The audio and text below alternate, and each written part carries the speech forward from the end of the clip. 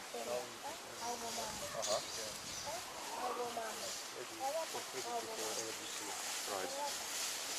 And how old is that house? Maybe 10 years, 10 years. Right. Very long time. Hello. My name is Wojtek Bobilewicz. I come from Poland. I arrived to Solomon Islands to find out something about the way the local people live, and also to find out something about the legends or myths, as the scientists call them, regarding giants and lights in Solomon Islands. And I believe these are not legends or myths. This is a true story. With me is the chief of the Chapuru village, Jeppe, a very wise and well-educated man who helps us with our research and who can tell us a number of very interesting stories today.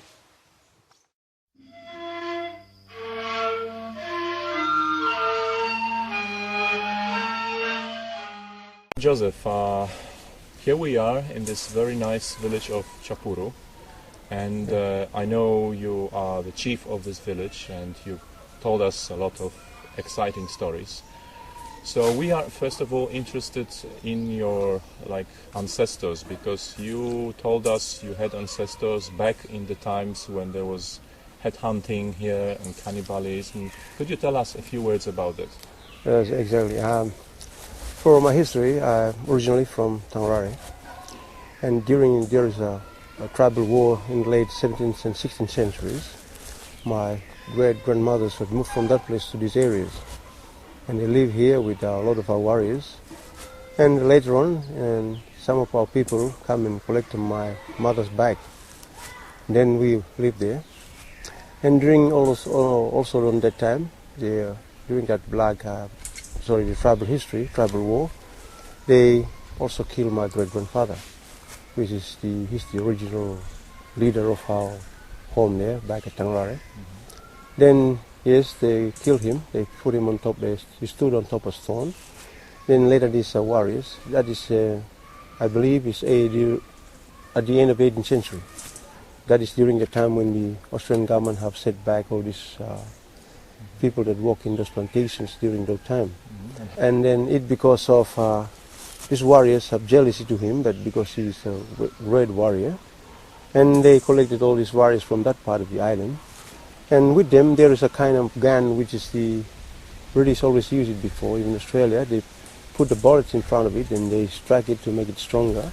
Then they shoot it with my grandfather, which is they strike his right hand with he drops his weapon, and yes, then later they kill him, cut him snake off, and they cut him to pieces and they share his body and eat his meats and drink his blood. And also during the time when the Queensland from Queensland back, and they also sent one of my relatives, also my grandfather's relatives, or maybe his cousin, and he was back at Solomon Islands, but he come to different islands. He's living at Gela. Then two of his nephews sent news to him and said to him that, oh, well, you come back to our village and our home and you set up peace there. So there, the man named Biku, on his way up, he took with him monies and also sharks, which we now we call tanda.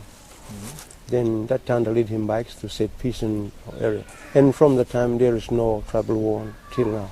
Right. And then my mother was still staying here until we were born, and we live here. And also during all those times, our great hunters and all our warriors have been set from that coastline, from the western side to the eastern side of the island.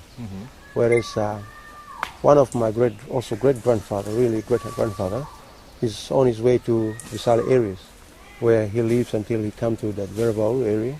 And also he lives here at Chapuru.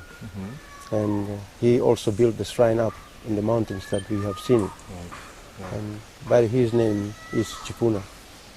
Chapuru is one of the first village among any village in this coastland, where many people are living in during the 16th and 17th centuries.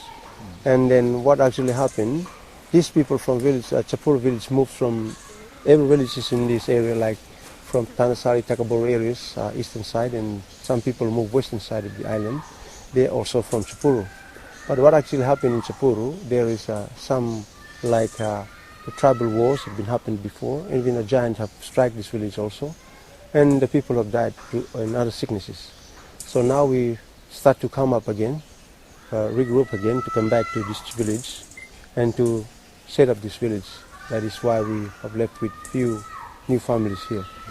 So you can find out here in Chapuru there is not a single old man under 60s and from 60 up to 80 something, or all the new people.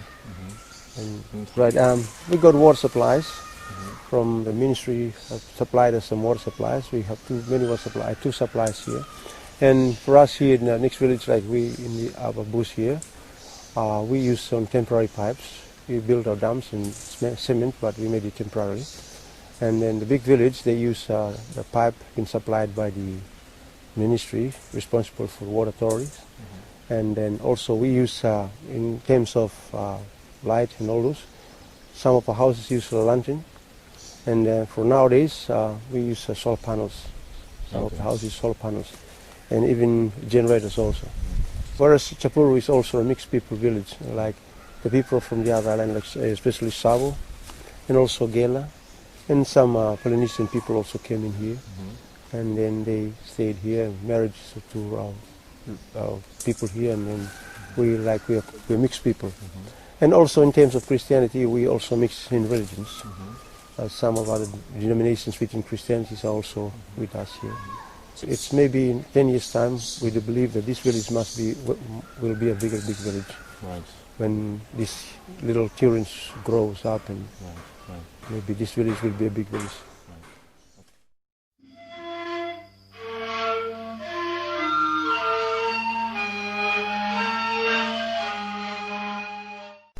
When you were discussing your ancestors and the village of Chapuru, you also said you mentioned something about giants. Could you explain to us who or what giants are and what major types of giants exist? Right, exactly. There were three types of giants, especially in Guadalcanal. One is a kind of small type of human form-like, and also another one is kind like a real human being, kind on our height. Another one is a very huge one. It's a very big one that is also can become invisible.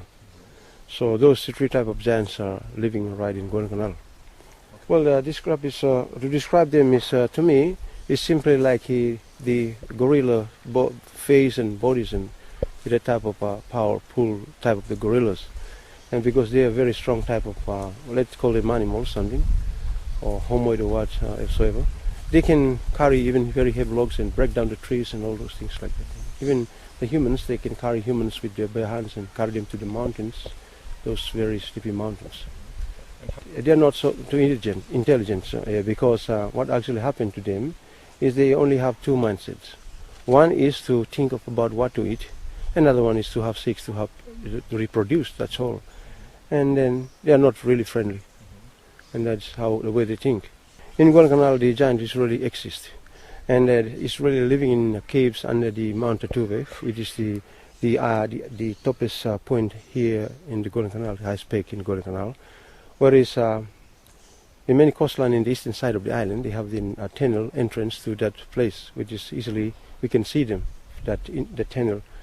But the giant, because of they have like the part relationship with the real human beings, and the human beings, the home people believe that the ancestors are coming from that type of people. Or then we must have to go through them by asking them permissions, and even they themselves, their clan themselves within those giants can lead us to this place where they live. But they are really existing in the Guadalcanal. So they have a big cities, I believe, in that place. Even in history, we heard about Lati Makonde, and he was one of the king of the giant right now, living in the same cave with those other giants.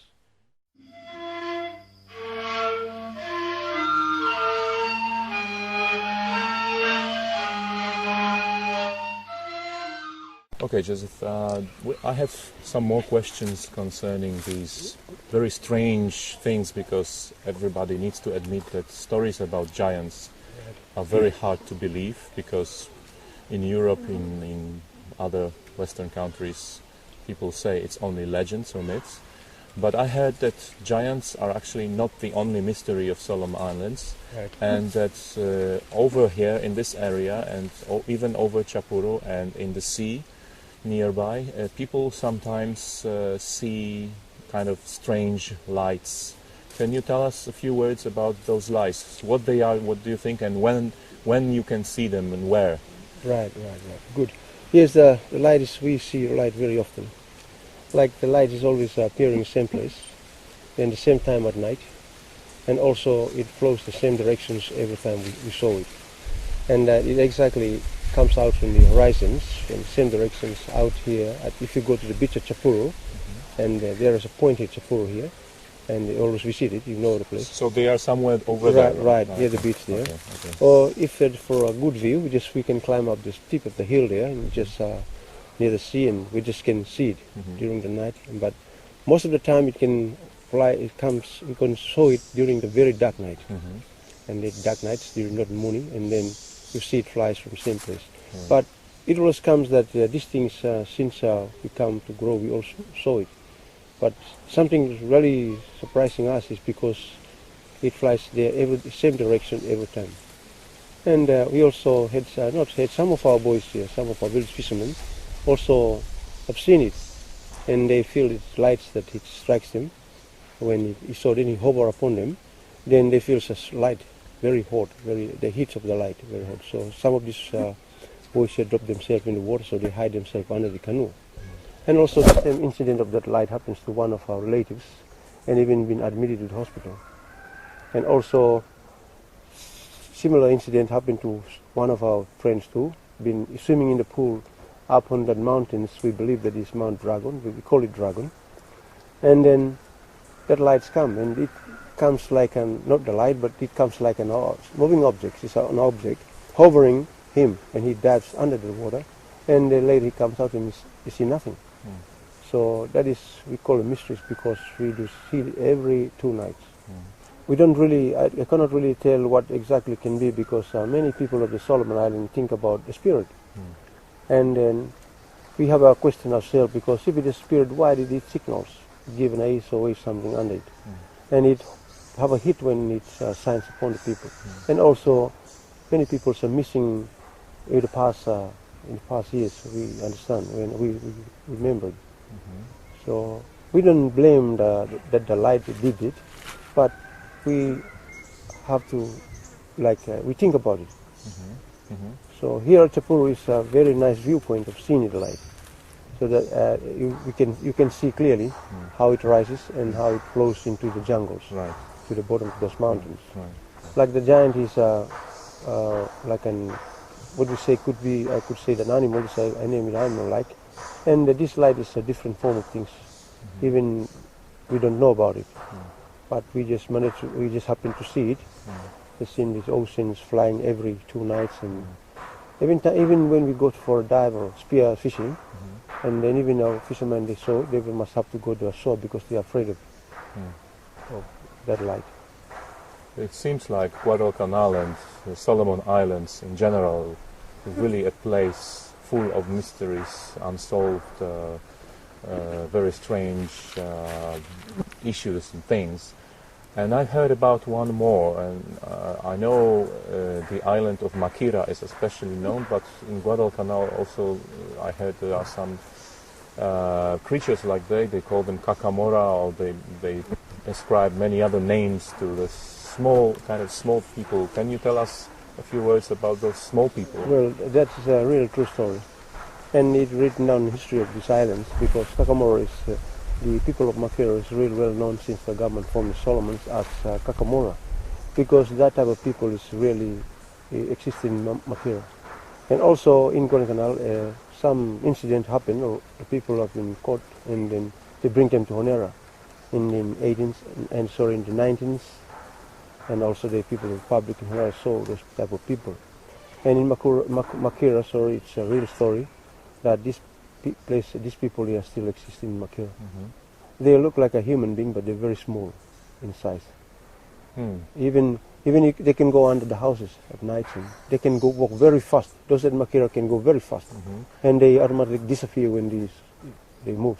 they're in a form of human beings, real human beings, but we don't really take them in close range and see them clearly. Maybe they have still have 5 fingers, but maybe very small fingers. Right, and then they're very small people, but they do sex with themselves, and maybe they have kids. That's why there are so many. Maybe they're in one or 2 foot. These people always live in the central of the island, and they must be the form of creatures that they've been here before any normal human beings are in this island. That's what I believe. They are living also in the eastern part of the island, because that is a very, very flat land. It's a plain, so they can live in those plains and those very big mountain range, similar to compared to our mountains here. It's too slopey, and then these people cannot live really happy on this type of mountains like this on our coastline. But they live mostly on those areas, and then I do have a proof of it. I had one of our relatives been married to this area, telling us that there is a group of kind of small people cutting his timber after he cut and keep them in the bush and stockpile them. And this type of small people come and throw them away by night. And they also hate it at night that the timbers is banging, but they don't know what happened. So after morning they saw the timbers they saw very short footprint, very small footprint, similar to baby's footprint. And that is, I really thought that this thing must be here before any human beings arrive in these islands. Right. Okay, thank you very much.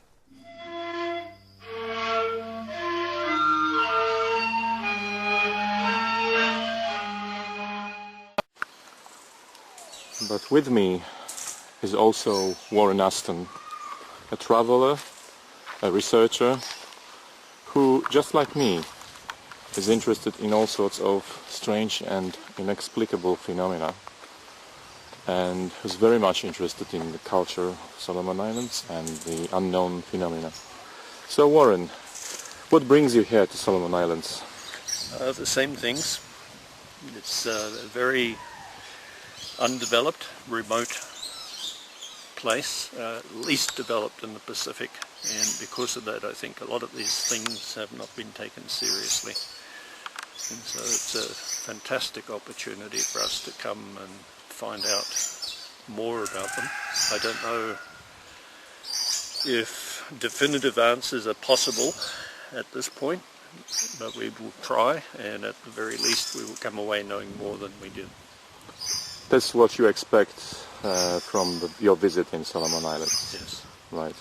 So you believe these stories about giant lights and small people and ruins, they are grounded in... Well, really there's no reason to even query the lights.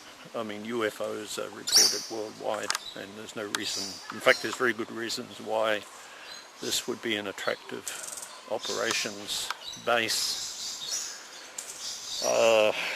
for this whole part of the planet.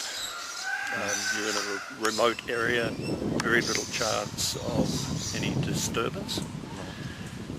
You have all the facilities. Right. Yes, the very fact that it's remote. So what do you expect most from this trip? What is your priority number one? What would you like to really... I think something tangible, something physical that would support the idea that there are still lost races, I prefer to call them, or lost tribes living here in the interior. Absolutely no reason why not, and the whole story of the hobbits in Flores, in the Indonesian islands, tells us that it's no fantasy, and very likely is a link to at least one of these groups of people. And of course they were very small, but there's also no reason why they couldn't be larger species. Right. And if we could find some tangible evidence, bones, skulls, something that's clearly larger than human or clearly smaller than human, that would be a major development. Let's hope that's what is going to happen here. Yeah. Let's hope. Well, it will happen one day. Yeah. It's one of these situations where you probably have to put a lot of time and effort into it, and of course that requires funding. So It's also difficult in that respect because our funding is very small. Right. And there's only 2 of us, Right. but we're going to push ahead and do whatever we can that will move us ahead.